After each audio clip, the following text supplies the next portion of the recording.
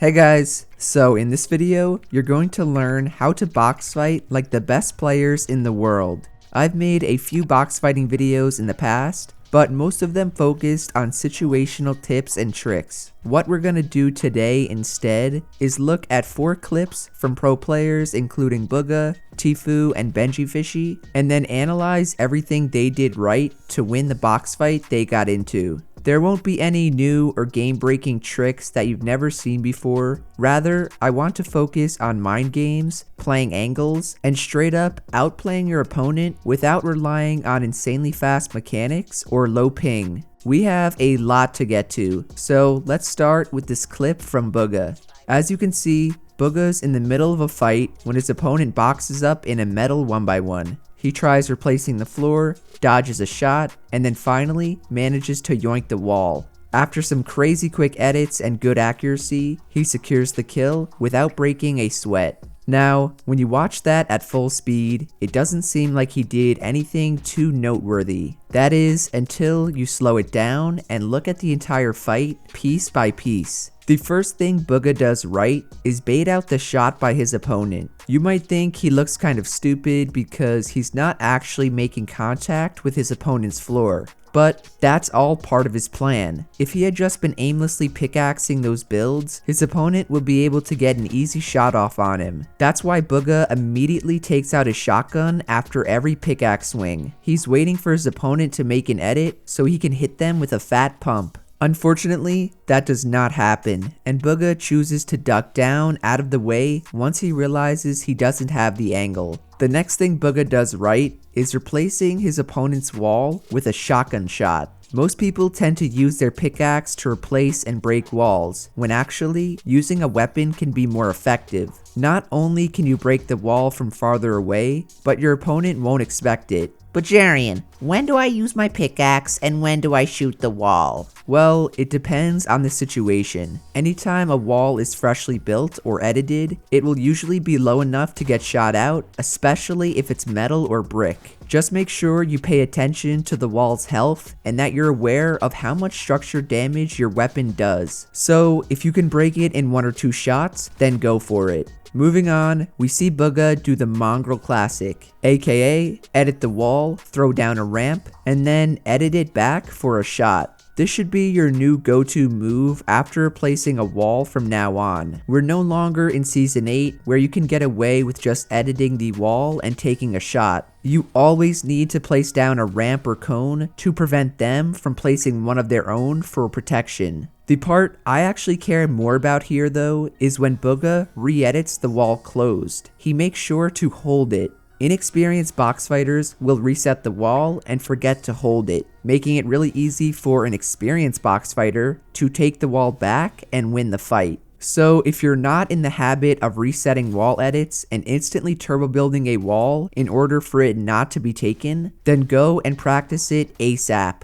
Anyways, the final thing Booga does right is by finishing the fight off with a right hand peek. He has his opponent basically trapped inside the box, and he has control of the wall. Therefore, knowing his opponent will be waiting for an edit, he chooses to go with the hardest one to counter. Not because it's unpredictable, but because your head is only visible for about half a second. Therefore, it's unreactable. All in all, while that fight may have seemed pretty basic at first, there were numerous tiny outplays Booga made to come out on top and win the box fight. Moving on to the second clip, and we have Tfue as the person inside the 1x1. He immediately starts looking for an edit shot and does his best to keep track of his opponent. Some shots he hits, some he doesn't, and some he just doesn't even go for. None of that seems to bother him though, as he keeps moving and finding the best angles to peek from. At last, he catches his opponent with a cone and replaces his ramp as his own and gets the kill. Seems pretty simple and straightforward, right? Come on, you should know by now, that's not really the case. The first thing Tfue does right is utilize his edits and positioning to go for the low ground peek. I showed this peek a long time ago when Tfue first started doing it, and it's very similar to the half wall peek. When done correctly, your head can only be seen for half a second. Next thing he does right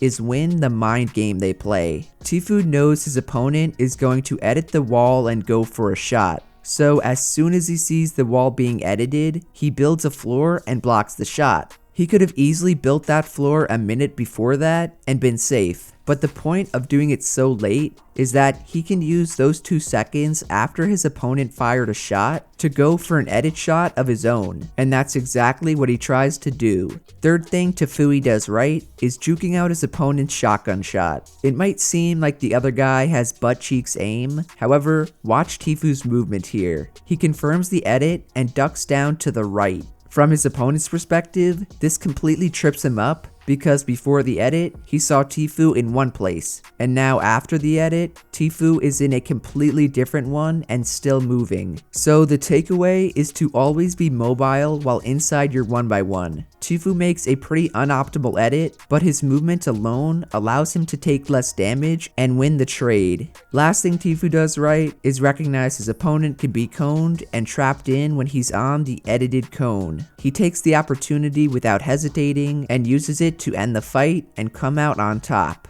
Clip number 3 is this tiny engagement Benjyfishy gets into. His opponent is behind a wall inside a building, and they're just kind of staring at each other, waiting for the other person to make the first move. Then, out of nowhere, Benji decides to go all in and jumps through the wall. His opponent is caught off guard, and Benji manages to find the kill. This was a lot shorter than the other 2 examples, but it's still just as important to learn from. Right off the bat, they engage in a mind game. Benji wants his opponent to make an edit, so he does his best to try and bait it out. Any good player knows the optimal time for an edit play is when the other player's pickaxe is out. So by standing there and repeatedly pulling out his pickaxe, Benji is hoping his opponent will take the bait, make the edit, and then get shotgunned in the face. The other guy is pretty good though, and he makes the smarter play by just sitting there and just holding the wall. That's when Benji builds a ramp over his head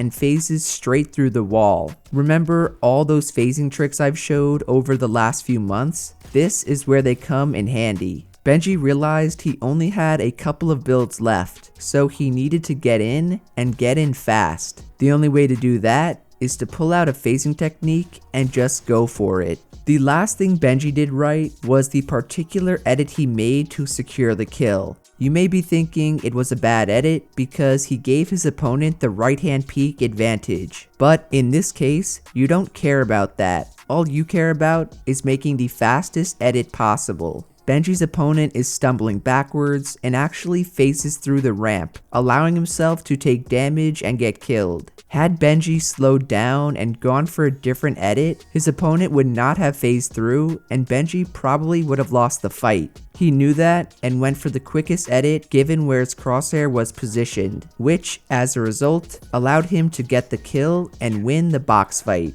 The final clip I want to look at is from Liquid Stretch during a box fight wager he was playing in. We see him running along the outside of a 1x1 when he blocks a shot, flips the ramp, and gets a nasty pump off on his opponent. He then goes on the offensive and starts trying to replace walls and look for edits. I believe he goes for an edit reset trick here, but he does mess it up and decides it's best to drop back and play it safe. His opponent, on the other hand, doesn't seem to think so and follows him down like a madman, tries to make an edit play, but Stretch hits his shots and wins that round. The 2 main things I want to talk about were what Stretch does right here. First is using that ramp as protection. This is an extremely useful trick for when your opponent yoinks your wall. All you gotta do is turn around and look at the opposite wall behind you, then build a ramp over yourself. The ramp you build will block any shotgun shot or damage coming your way. What he does after is actually more impressive. He flips the ramp he built so he's phasing through it and then gets a shot off on his clueless opponent.